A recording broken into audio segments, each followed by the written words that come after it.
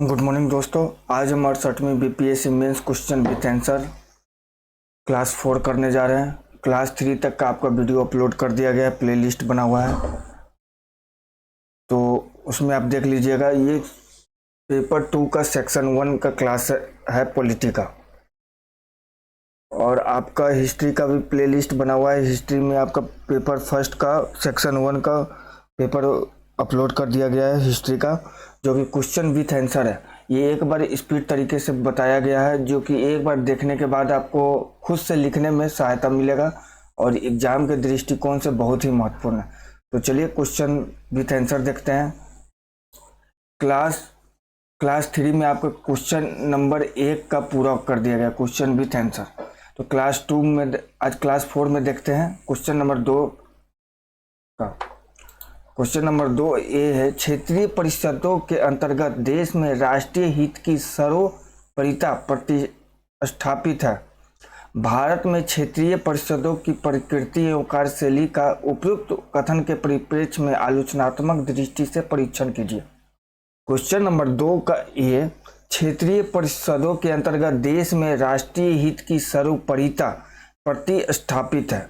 भारत में क्षेत्रीय परिषदों की प्रकृति एवं कार्यशैली का उपयुक्त कथन के परिप्रेक्ष्य में आलोचनात्मक दृष्टि से परीक्षण कीजिए। ये 38 नंबर का क्वेश्चन है, लगभग 1000 से 1500 शब्दों में होता है।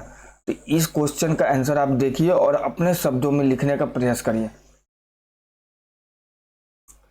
तो चलिए इसका आंसर देखते हैं। भारत में राज्य पुनर्गठन अधिनियम 1956 के अंतर्गत क्षेत्रीय परिषद का गठन किया गया, जिसके माध्यम से राष्ट्रीय हित को साधने का प्रयास किया गया। उल्लेखनीय है कि तत्कालीन नवोदित भारत सांप्रदायिकता, भाषावाद, क्षेत्रवाद, राज्यों के बीच बढ़ते असंतोष एवं असहयोग जैसी अनेक समस्याओं का सामना कर रहा था, जो राष्ट्रीय एकता और अखंडता के लिए खतरा पैदा कर रहा था। इसी पृष्ठभूमि में तत्कालीन प्रधानमंत्री जवाहरलाल नेहरू द्वारा क्षेत्रीय परिषद के गठन का विचार लाया गया। भारतीय विविधता में एकता को सुदृढ़ और मजबूत करने हेतु क्षेत्रों का निर्माण करते समय देश का प्राकृतिक विभाजन, संस्कृति एवं भाषाई संबंध, आर्थिक विकास, सुरक्षा एवं कानून व्यवस्था की आवश्यकता, संचार के साधन, नदी प्रणाली जैसे कारकों को ध्यान में रखा गया। क्षेत्रीय परिषद अपने उद्देश्य के माध्यम से राष्ट्रीय हित को पोषित करती है। क्षेत्रीय परिषद का उद्देश्य, पहला राष्ट्रीय एकीकरण लाना, दूसरा तीव्र राज्य चेतना, क्षेत्रवाद, भाषावाद और विशिष्टवादी प्रवृत्तियों के विकास को रोकना, केंद्र और राज्य को सहयोग करने और विचारों और अनुभवों का आदान प्रदान करने में सक्षम बनाना, चौथा विकास परियोजनाओं के सफल और त्वरित निष्पादन के लिए राज्यों के बीच सहयोग का माहौल स्थापित करना। क्षेत्रीय परिषदों की प्रकृति, क्षेत्रीय परिषद सलाहकारी निकाय है, जहां विचारों के स्वतंत्र और स्पष्ट आदान प्रदान की पूरी गुंजाइश होती है। क्षेत्रीय परिषद निम्न किसी भी मामले पर चर्चा कर सकती है और सिफारिशें कर सकती है। पहला, आर्थिक और सामाजिक नियोजन के क्षेत्र में आम हित का कोई मामला, दूसरा सीमा विवाद, भाषाई अल्पसंख्यकों या अंतर्राज्यीय परिवहन से संबंधित कोई भी मामला, तीसरा राज्य पुनर्गठन अधिनियम के तहत राज्यों के पुनर्गठन से संबंधित या उससे उत्पन्न कोई भी मामला। उल्लेखनीय है कि राज्यों के बीच सहकारी कार्य एवं सहयोग विकसित करने, राज्यों के सीमा विवाद, भाषाई विवाद आदि में क्षेत्रीय परिषद विशेष नहीं कर पाई और अभी भी कई राज्यों के बीच समस्याएं एवं विवाद विद्यमान है। इसी क्रम में क्षेत्रीय परिषद सलाहकारी प्रकृति के होने के कारण कई बार इसमें किए गए निर्णय बाध्य नहीं होते, जिससे इसमें लिए गए निर्णयों और नीतियों का पालन नहीं हो पाता है। क्षेत्रीय परिषद की कार्यशैली, क्षेत्रीय परिषद की कार्यशैली में राज्यों के आपसी सहयोग से राष्ट्रीय हित को प्राथमिकता देते हुए विघटनकारी तत्वों एवं मुद्दों का समाधान निकालते हुए विकास पथ पर अग्रसर होना है। लेकिन कई बिंदुओं में यह अपने उद्देश्य में पिछड़ा हुआ है। जैसे पहला, अपनी स्थापना के बाद से क्षेत्रीय परिषद से न केवल राष्ट्रीय एकता को बनाए रखा, बल्कि राज्यों के किसानों को राज्य के विवादों को सुलझाने में भी सहयोग दिया। लेकिन अभी भी भारत में नवीन राज्यों की मांग, स्वायत्तता, क्षेत्रवाद, भाषाई शत्रुता और कटुता जैसी समस्याएं व्याप्त है, जो अभी तक हल नहीं हो पाई। दूसरा, परिषद में केंद्र एवं राज्य स्तर के मंत्रियों के अलावा आला अधिकारी मौजूद होते हैं जो चर्चा द्वारा संबंधित समस्या को हल करने का प्रयास करते हैं, लेकिन कई बार आपसी सहमति न बनने के कारण समस्या यथावत रहती है। निष्कर्षतः क्षेत्रीय परिषदें केंद्र एवं राज्यों के बीच और राज्यों के बीच के विवादों, झगड़ों और स्वतंत्र चर्चा और परामर्श के माध्यम से हल करने एवं राष्ट्रीय हित को साधने के एक उत्कृष्ट मंच प्रदान करती है। लेकिन राज्यों में होने वाली हिंसा, भाषाएं और संस्कृति विविधता, संसाधनों का वितरण, क्षेत्रवाद आदि के आधार से इसकी भूमिका एवं कार्यप्रणाली की आलोचना भी की जाती है। अथवा में देखिए क्वेश्चन नंबर 2 का बी। क्वेश्चन नंबर 2 में 2 क्वेश्चन था, एक ए हो गया, एक 2। तो क्वेश्चन नंबर 2 का बी देखते हैं। जाति भारतीय राजनीति में एक भूमिका निभाती है। दशकों में इसके कामकाज में बदलाव आया है। आप पिछले कई दशकों में इसकी बदलाव की भूमिका को कैसे देखते हैं? क्या विकास का तर्क जाति के चरित्र को कमजोर करता है? अपने कारण दीजिए। 38 नंबर का क्वेश्चन था। क्वेश्चन नंबर 2 का भी, जाति भारतीय राजनीति में एक भूमिका निभाती है। दशकों में इसके कामकाज में बदलाव आया है। आप पिछले कई दशकों में इसकी बदलाव की भूमिका को कैसे देखते हैं? क्या विकास का तर्क जाति के चरित्र को कमजोर करता है? अपने कारण दीजिए। 38 नंबर का क्वेश्चन। चलिए उत्तर देखते हैं। भारतीय संविधान अनुच्छेद 15 में जाति, धर्म, मूल वंश, जन्म स्थान, लिंग आदि के आधार पर भेदभाव नहीं करने का प्रावधान है। फिर भी भारतीय राजनीति में जाति की महत्वपूर्ण भूमिका है। स्वतंत्रता के बाद से वर्तमान भारतीय राजनीतिक व्यवस्था को देखा जाए तो राजनीति में जाति एक महत्वपूर्ण पक्ष रहा है, लेकिन पिछले कई दशकों में इसके कामकाज तथा भूमिका में बदलाव आया है, जिसे 3 चरणों में देखा जा सकता है। प्रथम चरण, इस चरण की अवधि 1947 से 67 है, जिसमें कांग्रेस पार्टी मुख्य पार्टी थी और उस समय की राजनीति में मुख्य रूप से ऊंची जातियों का प्रभुत्व था तथा पिछड़ों का प्रतिनिधित्व बहुत कम था। द्वितीय चरण वर्ष 1967 से 1989 तक चली। इस अवधि में जहां कांग्रेस पार्टी कमजोर हुई, वहीं क्षेत्रीय दल का उदय हुआ। पिछड़ी जातियां राजनीतिक रूप से एकजुट हुई और सत्ता में भागीदार बनी। तीसरा, भारतीय राजनीति में विकास एवं जाति।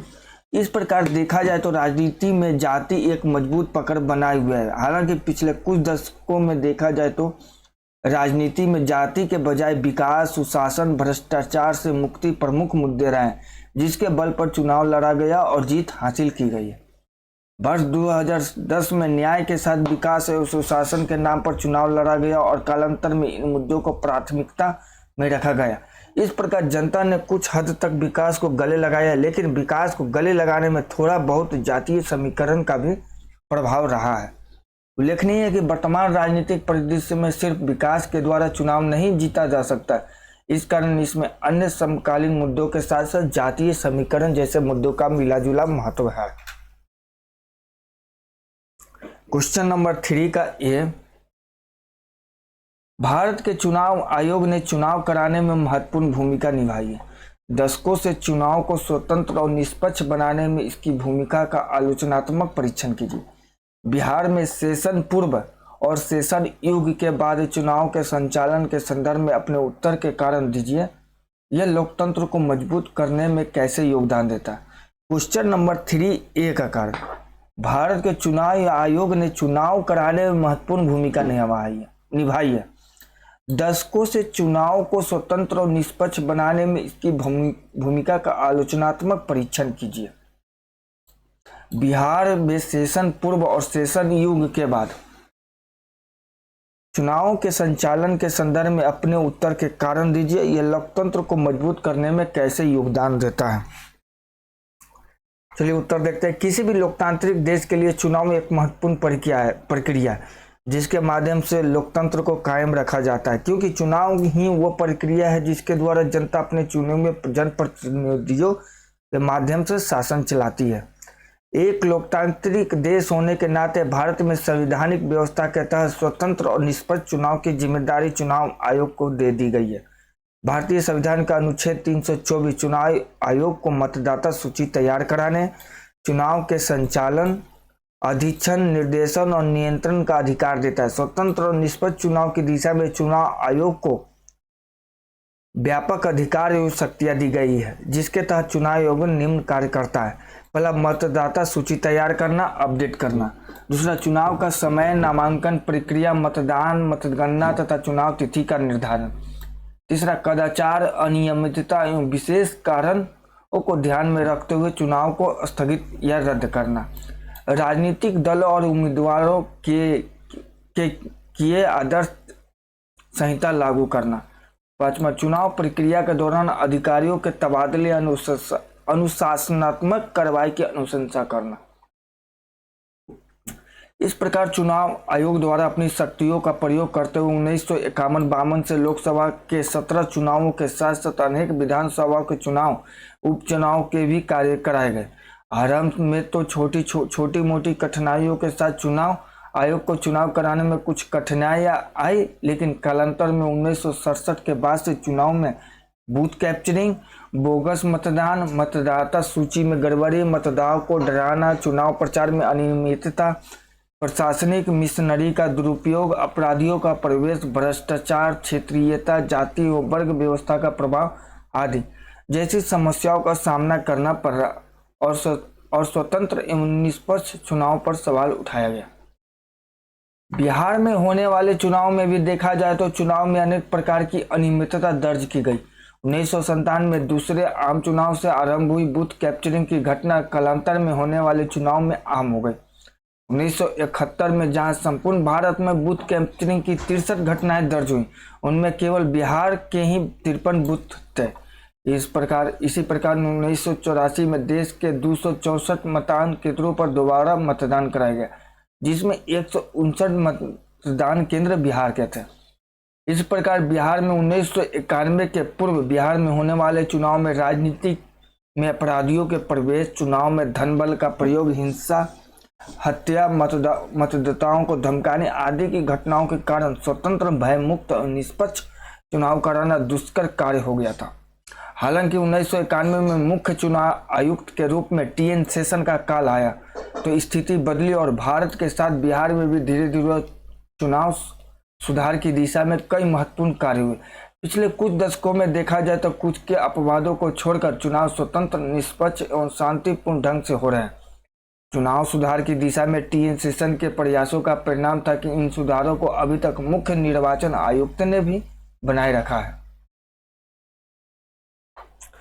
टी.एन. शेषन के चुनाव सुधार, आदर्श आचार संहिता का सख्ती से पालन, चुनाव में सरकारी तंत्र के दुरुपयोग पर रोक, चुनाव के दौरान शराब के उपयोग और वितरण पर प्रतिबंध, मतदाताओं, बूथ आदि की सुरक्षा पर विशेष ध्यान, फर्जी मतदान, बूथ कैप्चरिंग पर रोक, फोटो युक्त मतदाता पहचान पत्र, चुनाव ड्यूटी करने वाले कर्मियों पर पूर्ण नियंत्रण की व्यवस्था।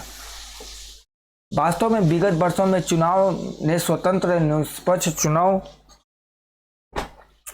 चुनाव कराने में महत्वपूर्ण भूमिका निभाई। ऐसा नहीं है कि अब चुनाव आयोग ज्यादा शक्तिशाली हो गया है, बल्कि यह इसलिए हुआ क्योंकि चुनाव आयोग ने उन सभी शक्तियों को प्रभावशाली ढंग से प्रयोग करना आरंभ किया जो उसे संविधान द्वारा आरंभ से ही प्राप्त है।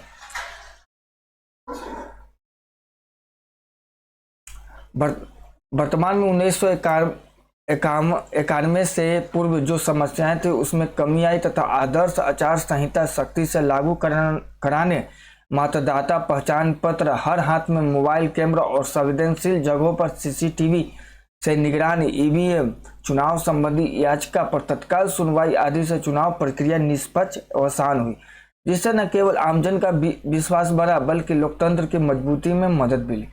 उल्लेखनीय है कि स्वतंत्र एवं निष्पक्ष चुनाव ही लोकतांत्रिक चुनाव कहा जाता है, जिसमें सभी वर्गों समुदायों की पहचान भागीदारी होती है।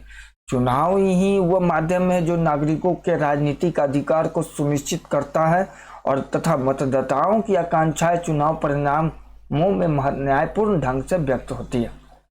निष्कर्षतः स्वतंत्र और निष्पक्ष तभी हो सकते हैं जब सभी उम्मीदवार, राजनीतिक दल और मतदाता चुनावी प्रक्रिया में भाग ले और सम्मान करें। चुनाव आयोग और सामाजिक जागरूकता का ही यह परिणाम है कि न केवल पुरुष मतदाता बल्कि महिला मतदाताओं का भी वोट प्रतिशत बढ़ रहा है और भारतीय लोकतंत्र को मजबूती मिल रही है।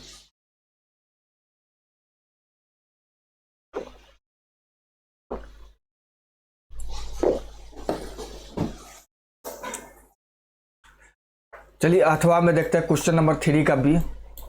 राज्यसभा की संरचना एवं शक्तियों का विवेचन कीजिए तथा संसद के द्वितीय सदन के रूप में इसकी भूमिका का उल्लेख कीजिए। क्वेश्चन नंबर 3 का बी है, राज्यसभा की संरचना एवं शक्तियों का विवेचना कीजिए तथा संसद के द्वितीय सदन के रूप में इसकी भूमिका का उल्लेख कीजिए। उत्तर, राज्यसभा भारतीय संसद का उच्च सदन है जिसमें अधिकतम 250 सदस्य हो सकते हैं। इन सदस्यों में से राज्यों तथा केंद्र शासित प्रदेशों से 238 तथा राष्ट्रपति द्वारा 12 सदस्यों का मनोनयन जो साहित्य, कला, विज्ञान एवं समाज सेवा में विशेष योग्यता एवं अनुभव वाले व्यक्तियों में से होते हैं। राज्यसभा राज्यों का प्रतिनिधित्व करती है और इसका निर्वाचन अप्रत्यक्ष विधि से होता है। इसके सदस्यों का चुनाव राज्यों की विधानसभा के निर्वाचित सदस्यों द्वारा आनुपातिक प्रतिनिधित्व प्रणाली द्वारा एकल संक्रमणीय मत प्रणाली द्वारा किया जाता है। राज्यसभा की शक्तियां: विधायी शक्ति, कार्यपालिका शक्ति, वित्तीय शक्ति, संविधान संशोधन शक्ति। विशिष्ट विधायी शक्ति: साधारण विधेयक के संबंध में राज्यसभा को लोकसभा के समान शक्ति अधिकार प्राप्त है, लेकिन संयुक्त बैठक में किसी विधेयक पर निर्णय लेने में राज्यसभा की स्थिति अपेक्षाकृत कमजोर हो जाती है। उल्लेखनीय है कि संयुक्त बैठक में मतदान द्वारा बहुमत के आधार पर निर्णय किया जाता है और सदस्यों की संख्या के मामले में लोकसभा सदस्यों की संख्या राज्यसभा संख्या से अधिक है। कार्यपालिका शक्ति: मंत्रिपरिषद सामूहिक रूप से लोकसभा के प्रति उत्तरदायी होने के कारण राज्यसभा के सदस्यों मंत्रिपरिषद के विरुद्ध अविश्वास का प्रस्ताव लाकर उसे पदच्युत नहीं कर सकते। इस प्रकार राज्यसभा की कार्यपालिका शक्तियां लोकसभा की तुलना में कम है। वित्तीय शक्तियां: किसी विधेयक को वित्त विधेयक मानने या न मानने, वित्त विधेयक प्रस्तावित करने, उसमें किसी प्रकार के संशोधन या अस्वीकृत करने के मामले में राज्यसभा शक्ति विहीन है। उल्लेखनीय है कि राज्यसभा वित्त विधेयक को अपने पास 14 दिन से अधिक नहीं रोक सकता है। राज्यसभा में धन विधेयक प्रस्तुत नहीं किया जा सकता। संविधान में संशोधन की शक्तियां: संविधान संशोधन के संबंध में राज्यसभा को लोकसभा के समान शक्ति प्राप्त है। लोकसभा से पारित संशोधन विधेयक सभी स्वीकृत समझा जाएगा जब वह राज्यसभा द्वारा पारित कर दिया जाए। संशोधन विधेयक पर राज्यसभा की असहमति होने पर अस्वीकार समझा जाएगा। आपातकाल संबंधी शक्ति: राष्ट्रपति की आपातकालीन उद्घोषणा की स्वीकृति दोनों सदनों के द्वारा अनिवार्य है। यदि घोषणा उस समय की गई हो जब लोकसभा विघटित हो गई हो तो उस समय राज्यसभा द्वारा घोषणा का स्वीकृत होना अनिवार्य है। विशिष्ट शक्तियां: संविधान द्वारा राज्यसभा को 2 विशेष शक्तियां प्राप्त है जो लोकसभा को प्राप्त नहीं है। यह निम्नलिखित है। पहला, अनुच्छेद 249 राज्यसभा 2/3 बहुमत से प्रस्ताव पारित कर राज्यसभा सूची के किसी विषय को राष्ट्रीय महत्व का घोषित कर सकती है, जिससे संसद को ऐसे विषय पर संपूर्ण भारत के लिए अथवा क्षेत्र विशेष के लिए विधि बनाने की शक्ति प्राप्त हो जाती है। दूसरा, अनुच्छेद 312 अपने 2/3 बहुमत से किसी नई अखिल भारतीय सेवा का सृजन। संसद को द्वितीय सदन के रूप में देखा जाए तो राज्यसभा की शक्तियां लोकसभा की तुलना में कम है। उल्लेखनीय है कि राज्यसभा में सदस्यों की संख्या लोकसभा की तुलना में कम है तथा उसके सदस्यों का चुनाव अप्रत्यक्ष रूप से होता है, जिसके कारण राज्यसभा की शक्तियां लोकसभा से कम होती हैं। इस क्रम में वित्तीय मामलों अविश्वास प्रस्ताव राज्यसभा ला सकती है। इस प्रकार कई मामलों में राज्यसभा की स्थिति लोकसभा की तुलना में कमजोर है, फिर भी अनेक अवसरों पर इसकी महत्ता स्थापित हुई है। पहला, राज्यसभा एक अस्थायी सदन है जो संघीय व्यवस्था हेतु अनिवार्य है। लोकसभा भंग होने पर आपातकाल में लोकतंत्र को निरंतरता प्रदान करता है। कला, विषय विशेषज्ञ, वरिष्ठ राजनेता आदि की संसद में भागीदारी सुनिश्चित करता है। विविधताओं से पूर्ण विशाल देश भारत में सभी समाज वर्गों क्षेत्रों को समुचित प्रतिनिधित्व देने में इसकी महत्वपूर्ण भूमिका है। पांचवा, लोकसभा से पारित निर्णय पर पूर्ण विचार होने से निर्णय जल्दबाजी में नहीं हो पाता। आलोचकों के अनुसार यदि राज्यसभा को समाप्त भी कर दिया जाए तो दैनिक संसदीय कार्यों में कोई अंतर नहीं आएगा। फिर भी कई ऐसे मामले हैं जहां राज्यसभा महत्वपूर्ण भूमिका निभाती है। राज्यसभा को संविधान द्वारा प्रदत्त अपने विशिष्ट शक्तियों के कारण भारत की संसदीय व्यवस्था में इसकी महत्वपूर्ण भूमिका है। तो दोस्तों, इस क्वेश्चन का आंसर आप पढ़िए और आपका 68वीं और 69वीं का वीडियो पूरा 1 से 4 में अपलोड कर दिया गया है। आप उसका क्वेश्चन आंसर देखिए और अपने शब्दों में लिखने का प्रयास करिए कि जिससे कि आपको एग्जाम में अच्छे से अच्छा नंबर दिला सके। तो थैंक यू, और चैनल को ज़्यादा से ज़्यादा शेयर करिए, सब्सक्राइब करिए और कुछ कमेंट करिए। कमेंट में बताइए कि कैसा वीडियो, कुछ प्रॉब्लम है वो भी। Thank you.